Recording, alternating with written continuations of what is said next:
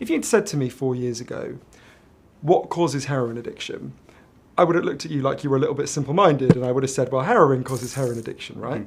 We've been told a story for 100 years that is so obvious to us, it's become like our common sense. We think that if the first 20 people to watch this all used heroin together for 20 days, because there are chemical hooks in heroin, their body would start to physically need the drug.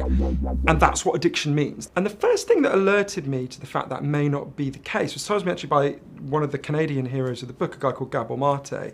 If you step out into the street and you're hit by a car and you break your hip, you'll be taken to hospital. It's very likely you'll be given diamorphine. Diamorphine is heroin, incredibly medically pure heroin, much stronger heroin than you'll ever score on the streets around here. If what we thought about addiction was right, what should happen? Those people should come out of hospital as addicts.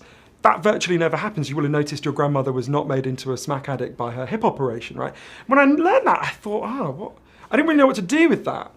Until I met a guy called Bruce Alexander and he explained that the idea of addiction we have comes from an old set of experiments that were done earlier in the 20th century. You get a rat and you put it in a cage and you give it 2 water bottles. One is just water and one is water laced with either heroin or cocaine. The rat will almost always prefer the drugged water and almost always kill itself quite quickly. So there you go, that's where we get our theory of addiction. Bruce came along in the 70s and said, hang on a minute, we're putting the rat in an empty cage. It's got nothing to do except use these drugs. Let's do this differently. So Bruce built Rat Park. Rat Park is like heaven for rats, right?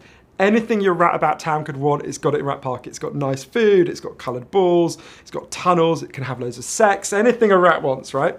And they've got both the water bottles, they've got the drugged water and the normal water. But the fascinating thing is, in Rat Park, they don't like the drugged water. They hardly ever use it. None of them ever overdose. None of them ever use in a way that looks compulsive. There's human examples of that, but what Bruce says is, it shows us that both the right-wing and left-wing theories of addiction are wrong. The right-wing theory is it's a moral failing, you party too hard, you're a hedonist. The left-wing theory is it takes you over, it hijacks your brain. What Bruce says is, it's not your morality, it's not your brain, it's your cage. Addiction is an adaptation to your environment, and that has huge implications for the drug war and for the whole way we live.